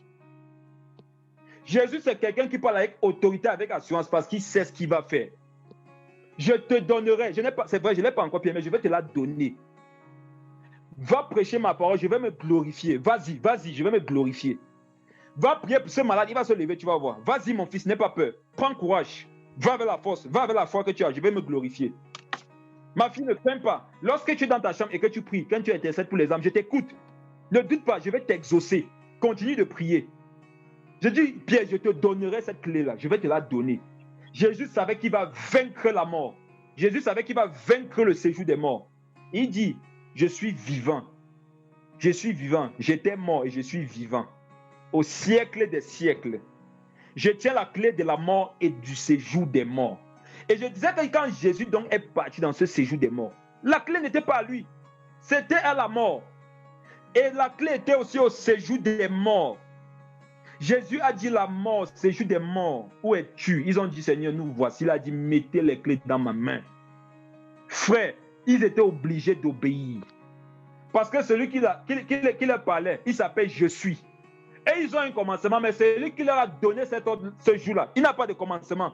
Et vous savez, dans le monde, c'est les vieux qui règnent. Parenthèse, n'avez-vous pas vu les chefs d'État en Afrique? N'avez-vous pas vu ceux qui dirigent le monde? Ce sont les vieux. Le plus vieux des vieux frères, c'est le Saint-Esprit. Donc, quand s'il y a plus vieux que le Saint-Esprit, nous croyons, nous avons mal fait de nous convertir à Jésus-Christ. Mais s'il n'y a pas plus vieux que lui, soyons en paix. Il a dit à la mort et au séjour des morts qui ont un commencement et une fin, mettez la clé ici. Et quand il a pris la clé, il a libéré les captifs. Il a dit, sautez, allez au ciel. Et la preuve qu'il a pris la clé, c'est que lorsqu'il était sur la croix, il a dit au bandit, cette nuit, tu seras avec moi au ciel. Tu ne vas plus passer par le séjour des morts parce que j'ai pris la clé. Toi, tu ne vas pas faire transition. Tu ne vas pas faire escale. Ce n'est pas Turkish Airlines que tu vas prendre les escales. Tu vas prendre Air France direct. Je sais que Air France fait beaucoup les directs. Toi, tu vas prendre direct, mon fils, direct au ciel. Tu ne passes pas par le séjour des morts. Tu ne vas même pas connaître ça. Tu passes directement.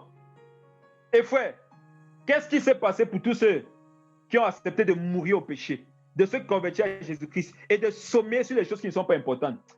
La Bible dit que Jésus-Christ a dit, je vous donne cette clé. Quand Jésus dit à Pierre, je te donnerai cette clé, Pierre, c'est l'image de l'Église. Il n'est pas ici question du fait que quand Pierre est mort, il est parti avec cette clé. Non, non, non. Frère, la clé, c'est ce que je vous ai dit au début. La lampe est partie, mais le feu est resté. La lampe physique qui était Jésus est partie, mais son onction est restée. 1 Jean 2, verset 25 nous dit que tous ceux qui sont en Christ, tous ceux qui ont son esprit, ils ont cette clé.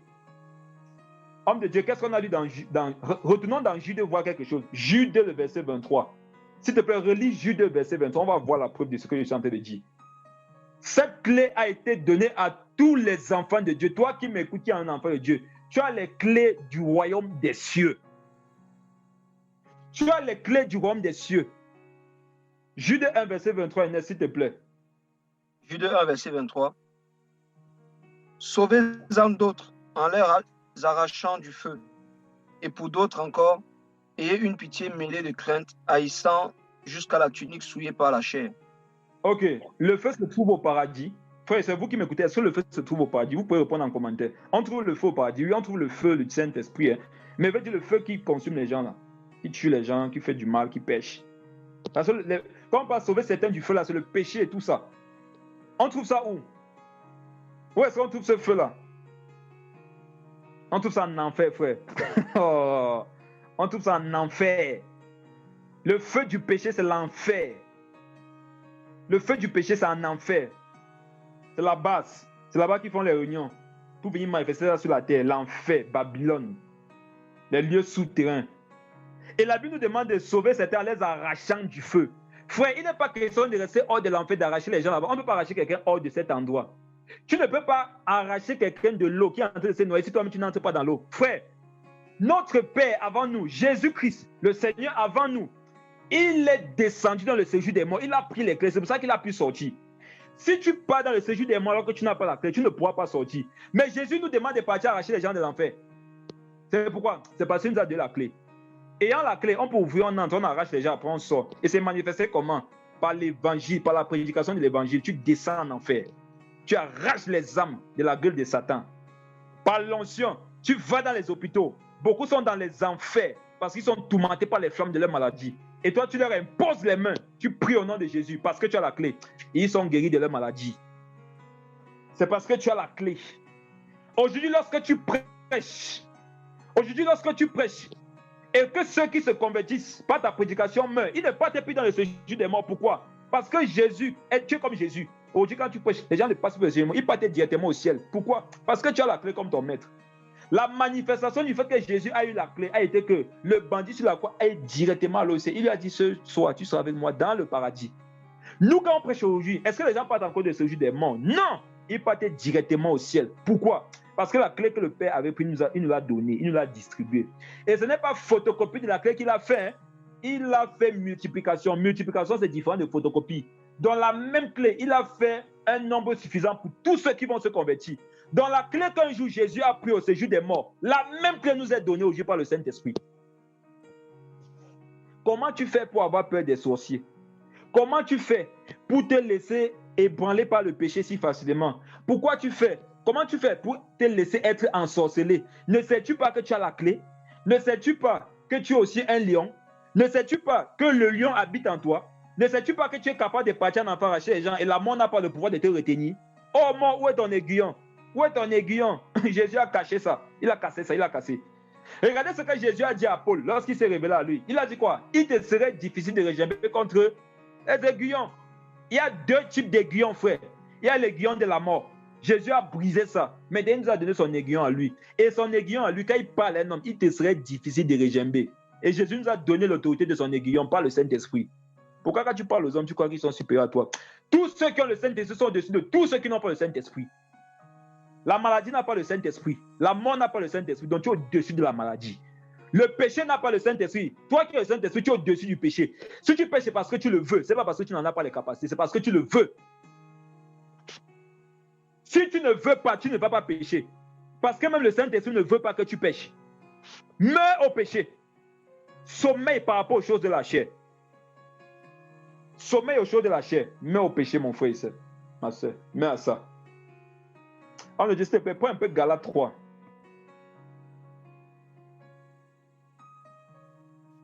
Galates 3. Galates 3, le verset 5, s'il te plaît. Galates 3, verset 5.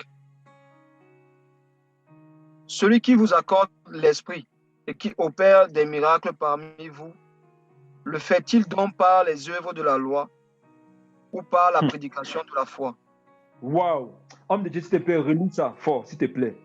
Frère, écoutons ce qu'elle dit la parole. Écoutons la prophétie. Celui qui vous accorde l'esprit et qui opère des miracles parmi vous, le fait-il donc par les œuvres de la loi ou par la prédication de la foi? Celui qui vous accorde l'esprit, qui opère des miracles, vous qui voulez être rempli de l'esprit, vous qui voulez opérer des miracles, Dieu vous pose une question. Est-ce que je ne fais pas les œuvres de la loi? Le Seigneur vous pose la question ce soir. Est-ce que vous croyez que moi j'accorde l'esprit et je fais les miracles par les œuvres de la loi? Ce n'est pas comme ça que ça marche. C'est quoi les œuvres de la loi? Oh, ça fait une semaine je me sanctifie assez bien. Gloire au Seigneur. C'est quoi les œuvres de la loi? C'est que ces 2 derniers jours quand même je prie, hein, je médite. Hein. C'est quoi les œuvres de la loi? Oh, ce mois quand même j'ai remarqué que je n'ai pas péché comme le mois passé. Oh, c'est bien. Sauvé par les œuvres, c'est impossible. Tu crois que tu vas être rempli par le Saint-Esprit? Tu crois que tu vas faire les miracles parce que tu vas te baser sur la loi? Parce que tu vas baser sur tes œuvres? C'est impossible, frère. C'est pas quoi?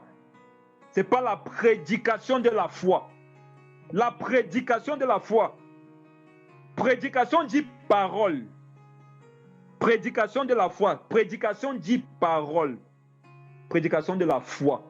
Tu veux être rempli, si tu veux vivre les miracles, alors que tu n'es pas dans la parole, tu vas mourir bientôt si tu continues comme ça. Tu vas perdre la foi si tu continues comme ça. Vous tous qui voulez être régulièrement remplis du Saint-Esprit, qui voulez régulièrement faire des miracles, courez après la prédication de la foi. Courez après la parole. Courez après la parole. Parce que la foi là vient de ce qu'on entend. Et ce qu'on entend vient de la parole. Un enfant de Dieu qui néglige la parole, tu n'auras pas la foi.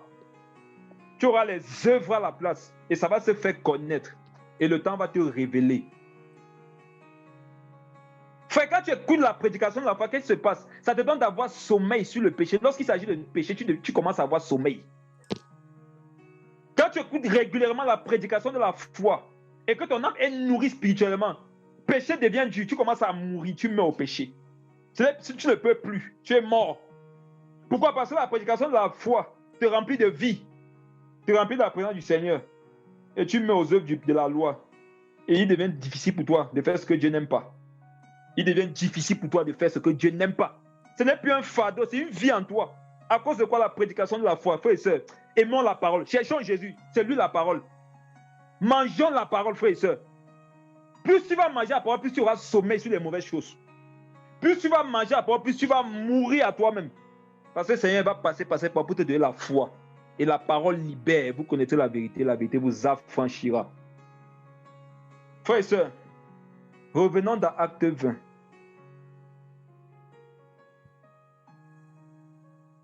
Acte 20.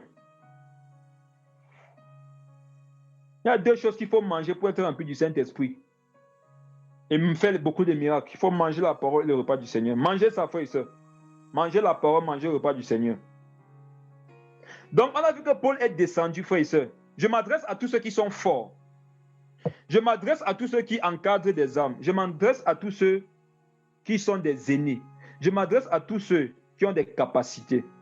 Et que personne, sous l'apparence d'une fausse humilité, dise que non, moi je suis faible.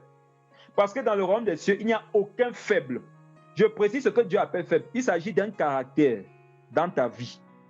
Sinon, nous tous dans le royaume des cieux avons au moins une force. Parce que nous avons le Saint-Esprit.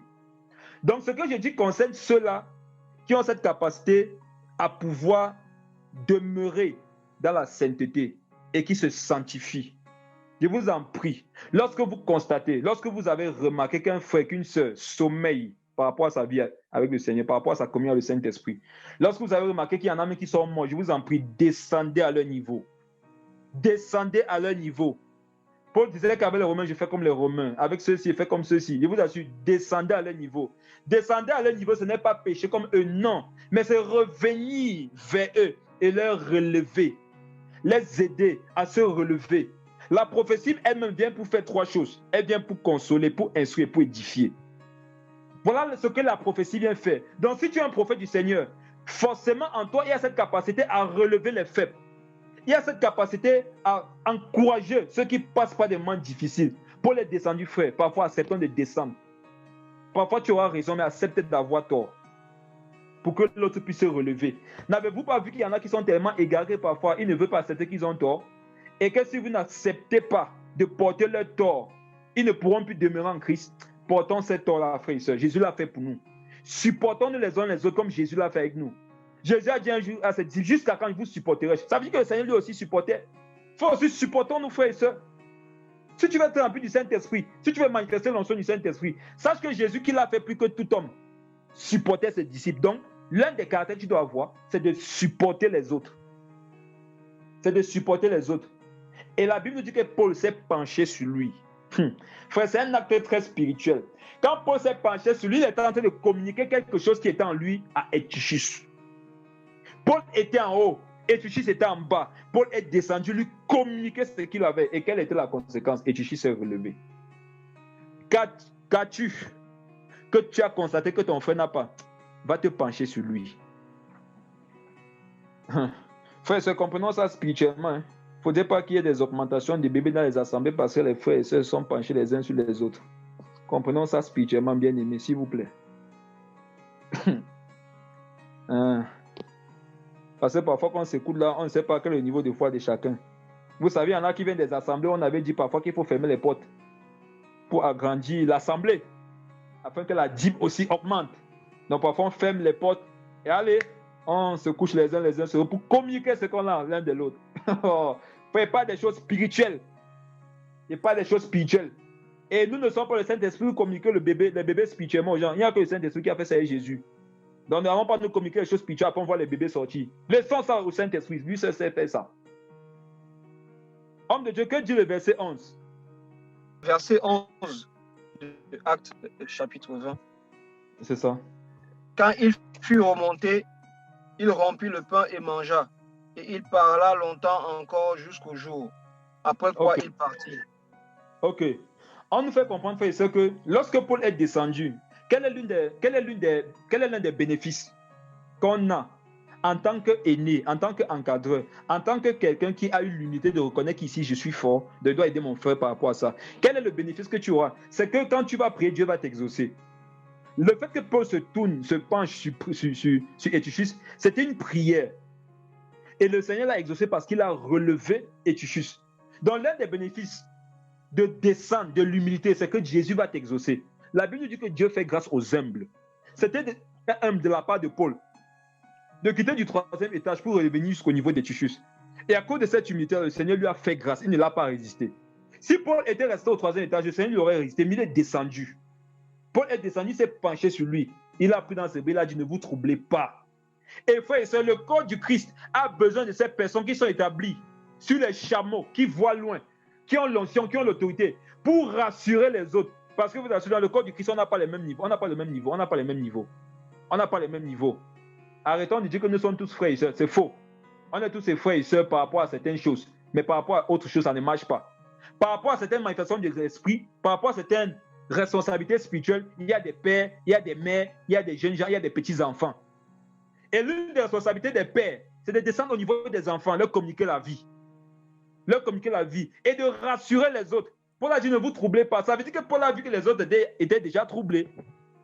Les autres ont dit, Paul, on dit souvent qu'il faut être discipliné. Il faut prêcher 1 heure, tu as prêché 3 heures. Voilà maintenant ça qu'il est mort. Qu'est-ce qu'on va faire? Sûrement, il y en avait qui commençaient à accuser Paul que c'est à cause de toi. De la même façon que parfois tu as prêché l'évangile à des personnes, après tu as comme l'impression qu'ils se retournent contre toi, mais ce n'est pas nouveau. Il n'y a rien de nouveau sous le soleil, c'est biblique. Beaucoup sont en train de m'écouter et vous vivez ça. Ceux à qui vous avez prêché la parole, ceux que vous avez enseigné, ceux à qui vous avez acheté des vêtements, que vous avez nourris, que vous avez payé leur loyer, vous avez occupé d'eux. Aujourd'hui, ils vous accusent. Bénissez Dieu pour leur vie. Dieu les utilise pour vous oindre. Bénissez Dieu pour leur vie. Ils sont en train de vous oindre. Vous comprenez ça spirituellement. Ne dites pas qu'ils sont ingrats, ils sont ceci. Non, ne parle pas comme ça. Bénis Dieu pour leur vie. Ce sont des vases. Remplis d'huile pour que ta coupe déborde. Son âme est en lui. Il a rassuré les autres frères. Nous devons nous rassurer les uns les autres par rapport aux domaines dans lesquels nous sommes forts. Rassurons-nous les uns les autres. Ça peut être spirituellement. Ça peut être financièrement, ça peut être intellectuellement. Nous devons nous rassurer. Si tu rencontres un frère qui a des difficultés à s'exprimer, à écrire, à lire, et si tu as vu que cela le trouble, frère, rassure-le en l'aidant à apprendre, à écrire, à lire, à s'exprimer.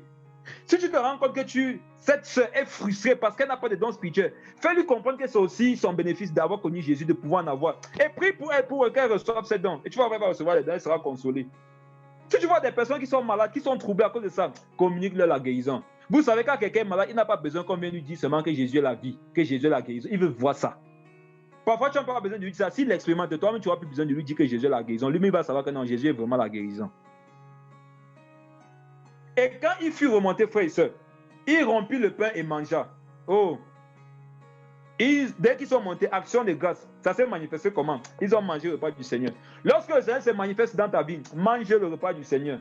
Bois le fruit de la vie. Il parla longtemps encore. Waouh! Donc, ce qui a créé le sommeil et la mort, Paul n'a pas fui ça.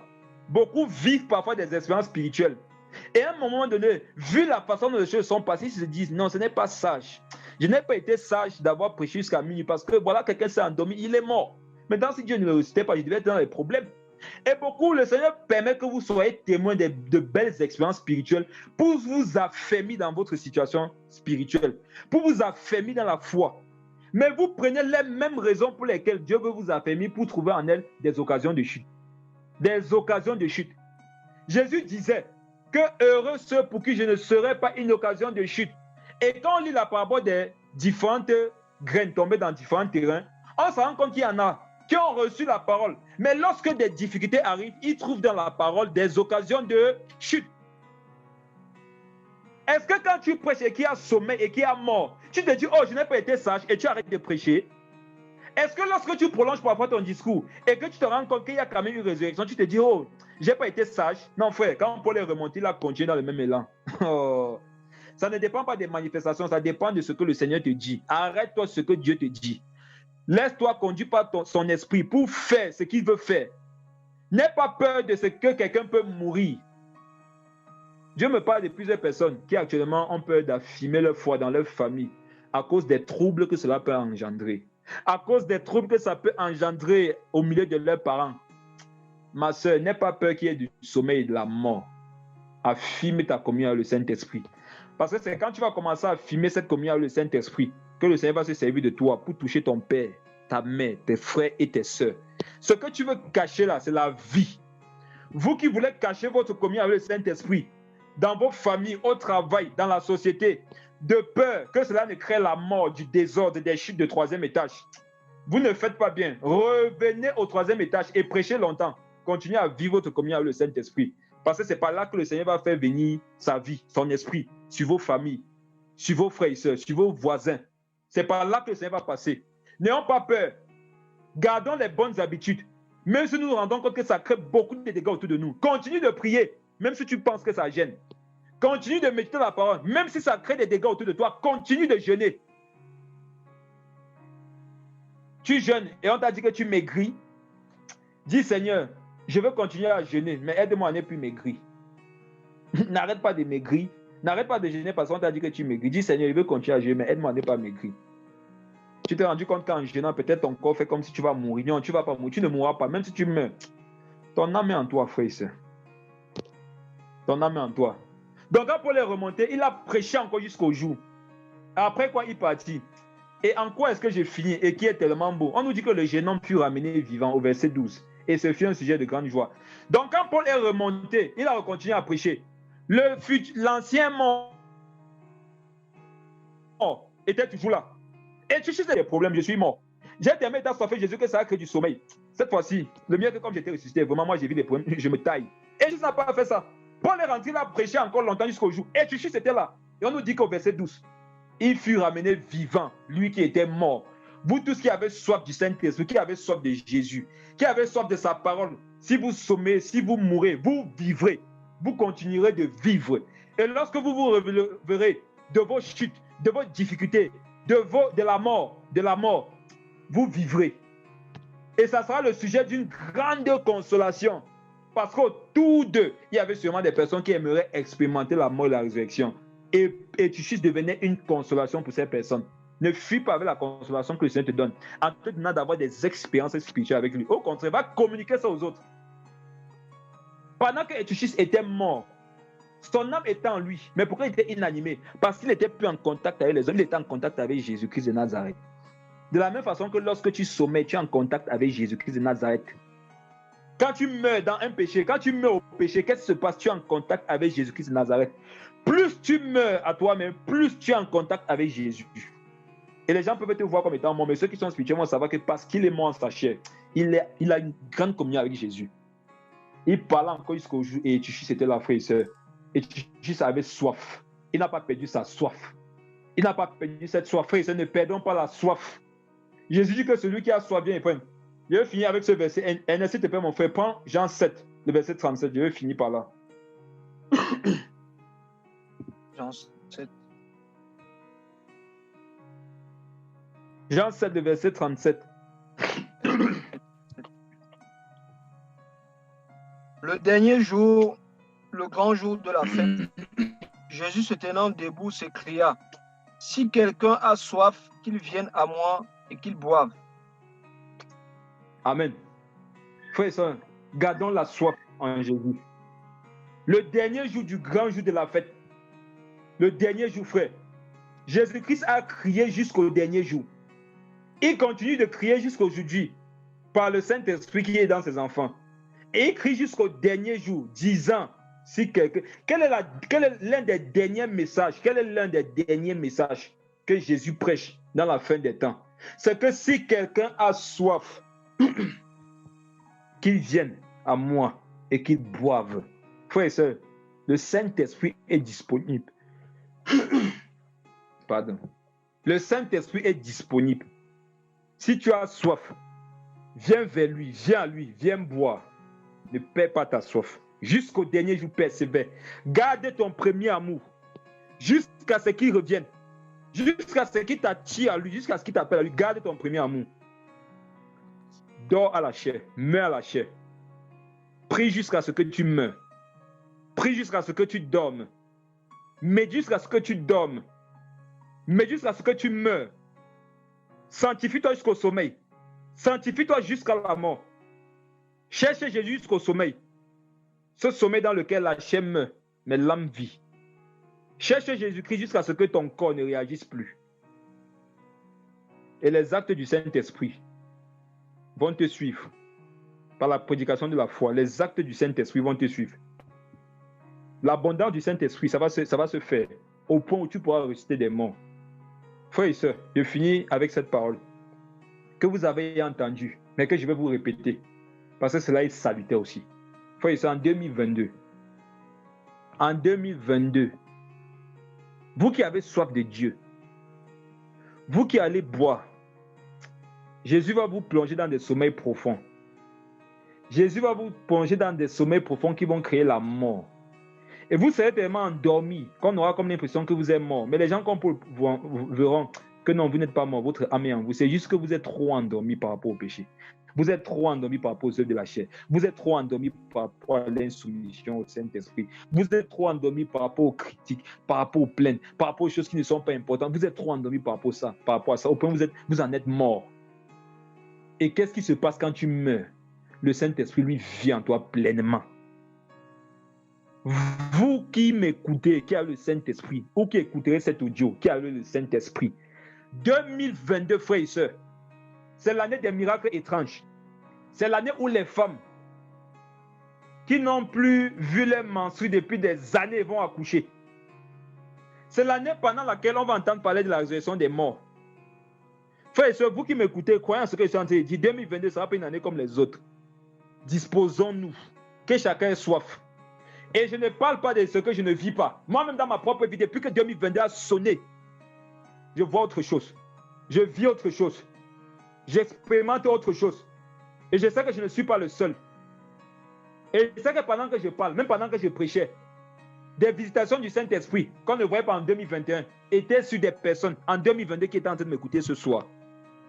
Gardons la soif. Gardons la soif, frères et sœurs. Restons focalisés sur le Père jusqu'à ce qu'il revienne. Ne soyons pas fatigués de l'attente de son retour. Continuons de nous sanctifier, que celui qui se sanctifie encore. Frères et sœurs, Jésus veut agir. Jésus veut des personnes qui vont quitter du 3e étage pour descendre, ressusciter des morts et remonter, faire ce qu'ils étaient en train de faire dans des atmosphères spirituelles élevées. Oh Père, garde-nous, Seigneur. Garde-nous, Saint-Esprit, par ta grâce. Seigneur Jésus, je te prie pour tous ceux qui ont écouté cette parole. Je prie, Seigneur Jésus, afin que tu attestes que si ce que j'ai dit est vrai, malgré le fait que il y aurait des possibilités que je me sois trompé parce que je ne te connais pas comme il faut te connaître. Si néanmoins, papa, il y a du vrai dans ce que j'ai dit, Père, où tes enfants sont actuellement en train de m'écouter, en train d'écouter cette prière, Père, visite-les. Visite-les. Que l'Esprit qui a visité Étichus, Père, les visite maintenant au nom de Jésus. Que l'Esprit qui a visité Étichus visite cette femme. Visite ces femmes, Père. Que cet Esprit visite tes disciples, papa, qui communient fraternellement et qui traversent des difficultés les uns envers les autres, les uns entre les autres. Papa, visite-les. Visite tes enfants afin qu'ils soient capables de descendre les uns vers les autres. Papa, visite-nous, que nous mourions au péché. que nous dormions aux choses qui ne sont pas utiles. Donne-nous de prier jusqu'à la mort, de méditer jusqu'à mourir, afin que les actes de ton esprit que tu veux révéler, la mort et la résurrection, les manifestations de la clé qui ont été prises, c'est de cette clé qui a été prise, mon Dieu Papa, à la mort, au séjour des morts, qu'elle soit manifestée au nom de Jésus. Papa, donne-nous d'accepter qui nous sommes, donne-nous de réaliser qui nous sommes et de faire ce que tu attends de nous, par la prédication de la foi, Père, et non pas les œuvres de la loi. Père, tu es disposé à utiliser puissamment tes enfants. Tu es disposé à sauver. Tu es disposé, Papa, à guérir, à délivrer. Et tu nous as appelés pour cela. Tu étais la lumière pendant que tu étais là. La lampe corporelle que tu étais n'est plus. Mais tu nous as lépé comme étant la lampe. Et tu nous as communiqué la lumière qui était en toi. Et tu voudrais que nous brillions. Père, donne-nous d'aller de briller. Donne-nous d'aller, Papa, et de porter de la saveur. Étant le sel de cette terre. Étant la lumière de ce monde. Papa, donne-nous de briller. Et que partout il y a les ténèbres, que nous allions là-bas et que les ténèbres soient dissipées au nom de Jésus.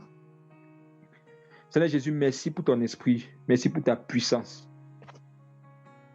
Et que ces paroles soient scellées dans nos cœurs avec tous les bénéfices qui y sont rattachés au nom puissant de Jésus-Christ de Nazareth. Merci pour ce que nous allons vivre dès ce soir et pour les jours à venir au nom de Jésus. Amen. Frères et sœurs, la parole nous dit que nous sommes heureux d'entendre des prophéties, d'entendre des révélations, d'entendre la vérité, pourvu que nous mettions en pratique ce que nous écoutions. Et si parfois nous réalisons que nous n'avons pas la capacité de faire ce qui a été dit, c'est parce que nous sommes conscients qu'il y a le Saint-Esprit. Si parfois on a comme l'impression qu'on ne peut pas, c'est justement parce que le Saint-Esprit est là, parce que l'homme ne peut pas. Mais l'Esprit en nous le peut. C'est la raison pour laquelle avec Jésus-Christ, nous faisons des exploits. Et l'exploit premier avec le Saint-Esprit, c'est de pouvoir se sanctifier. Donc tout ce qui a été dit ce soir, Père, nous le pouvons. Nous le pouvons par ton Esprit. Et merci parce que nous l'avons fait. Et nous allons le vivre au nom de Jésus. Par le Saint-Esprit, simplement et efficacement, profondément, facilement, par le Saint-Esprit. Au nom de Jésus. Amen.